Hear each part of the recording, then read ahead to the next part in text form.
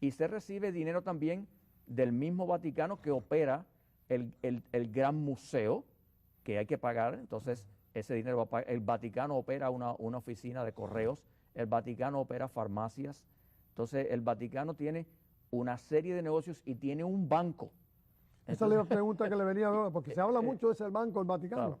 ¿Cuál es ese banco, el Vaticano? ¿Qué relación tiene porque se habla bueno y malo? Bueno, ¿Cuál es la realidad? el Banco del Vaticano, que originalmente se llamó la Oficina para Obras Religiosas, ese es el nombre original, precisamente se hace en el 1942, cuando Benito Mussolini cierra ya el trato de dinero. No estamos hablando del otro trato del 29, sino en que todo ese dinero de las tierras que Benito Mussolini le compra al Vaticano para hacer las propiedades de Italia fuera de lo que es la ciudad del Vaticano.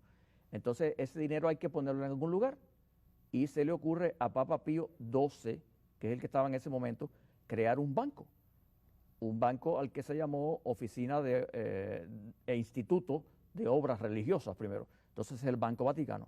Y entonces pues ahí se mete ese dinero y ese banco opera como cualquier otro banco del mundo. Ese banco tiene cuentas de ahorro, tiene cuentas de cheque.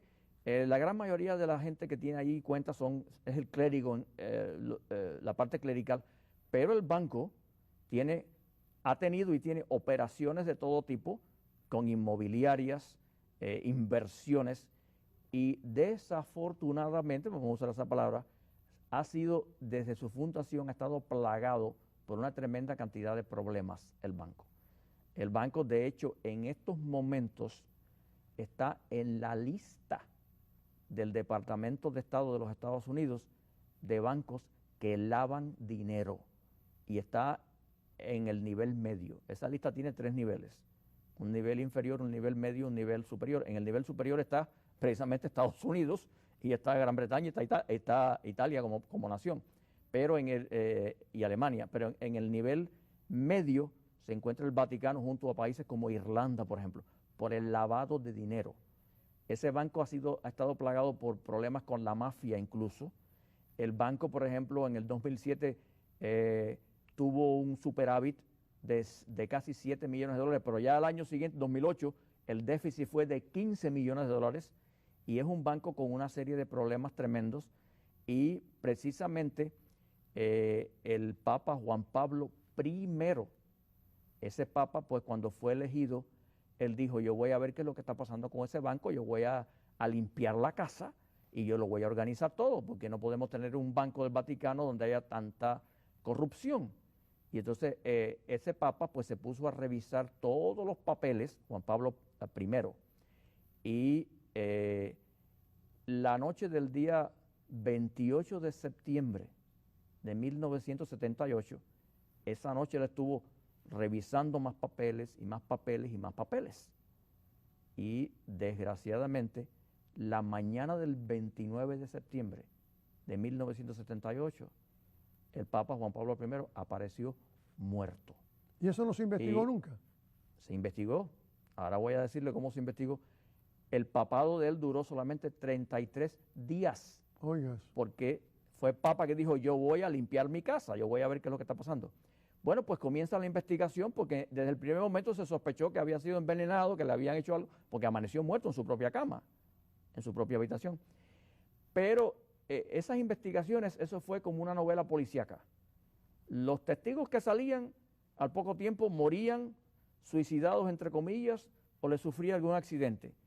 El individuo de la mafia, que era el presidente del banco en aquel momento, que sabía que era un individuo mafioso, pero que se le puso de presidente por sus habilidades, por la razón que sea, llegó un momento en que la historia es larga, pero en resumen, él dijo, no, yo voy a hablar, yo voy a decir todo lo que ha pasado estando en la cárcel. Bueno, cuando dijo yo voy a hablar y voy a decir todo lo que ha pasado, una noche le dan un café y al tomar el café dice él, me han envenenado, así mismo lo dijo, y efectivamente, a los 2 días estaba muerto ya este individuo. Entonces, al fin de cuentas, eso pues sí quedó en que algo pasó, algo turbio, pero no se hizo la aclaración que el público esperaba. O sea, ha habido una especie de borrón y cuenta nueva. Algo así, pero después entonces, claro, se hace la elección de Juan Pablo II, que no tocó eso, pero sí fue un gran papa en el sentido de la evangelización.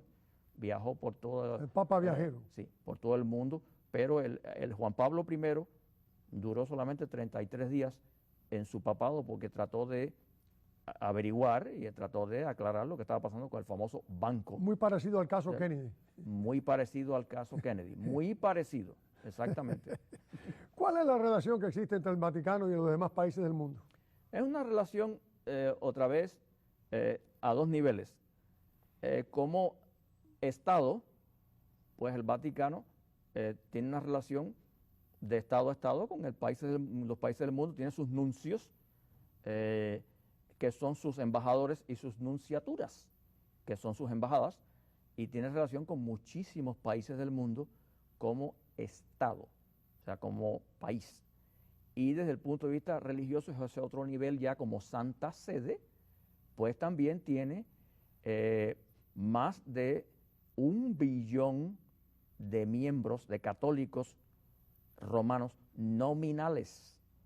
Nominal quiere decir de nombre, porque practicantes pues son muchos menos, pero es la religión de mayor membresía del mundo, o sea, más de 1 billón de católicos romanos, es muy importante eso, y nominales. Decimos romanos porque hay muchos miembros de otras divisiones de la Iglesia Católica, pues está la Iglesia Católica ortodoxa, hay varios ritos también, el rito armenio, el rito sirio, el rito cróptico de Egipto, etcétera. Pero bueno, la nuestra, con la que nosotros estamos más familiarizados en esta parte del mundo, es la Iglesia Católica Occidental o Romana. Y entonces ellos tienen pues relación a nivel de Estado y relación a nivel de Santa Sede, y sabemos que ellos tienen pues sus iglesias regadas por muchos lugares del mundo y muchos miembros en todo el mundo. Los hay aquí en Estados Unidos, América Latina, Europa, Asia también, e incluso África igualmente. ¿Es el Estado Vaticano un miembro de la ONU y tiene voto en la ONU? Es una buena pregunta porque el Vaticano no es miembro de las Naciones Unidas. No tiene membresía en las Naciones Entonces Unidas. no puede votar. No vota. No ha sido reconocido. No, porque no quiere ser miembro. O sea, él no vota, el Vaticano. Ahora, la Santa Sede es observadora permanente de las Naciones Unidas con el derecho de un observador permanente.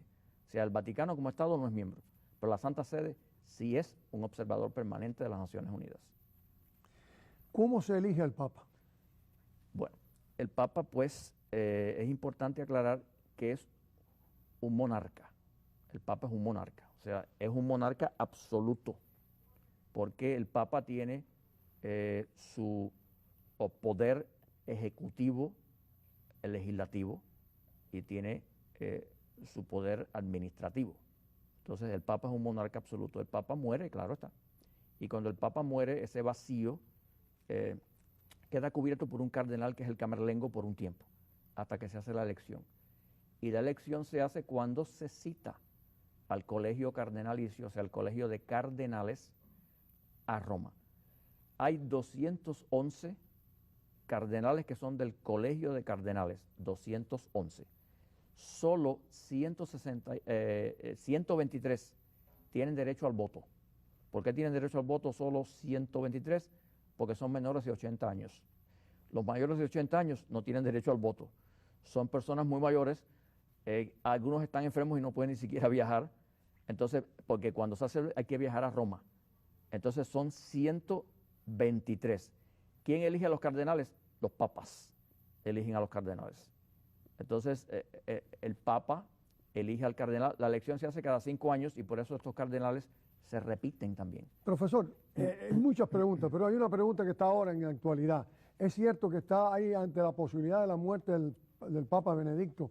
Hay intrigas ahí adentro, hay problemas adentro de luchas internas entre los cardenales para nombrar al sucesor. Claro, hay luchas internas. Estos cardenales que son 60 que eligió Juan Pablo II, 63 que ha elegido Benedicto XVI, son de muchos países.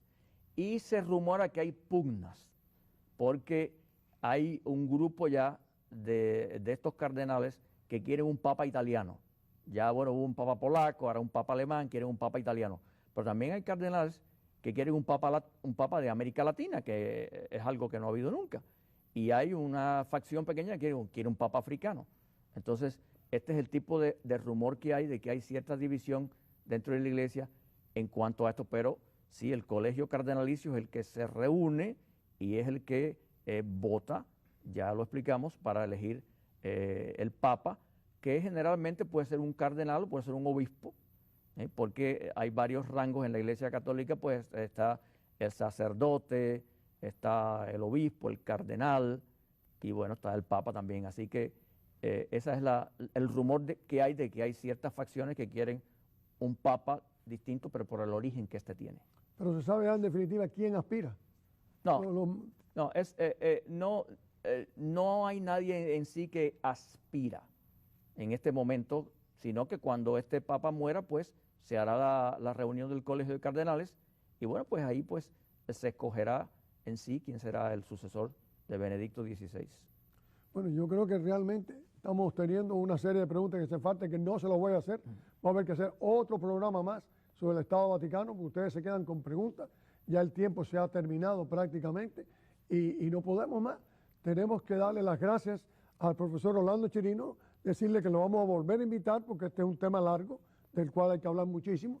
Y sin más, hasta el próximo domingo. Se despide de ustedes Jesús Angulo.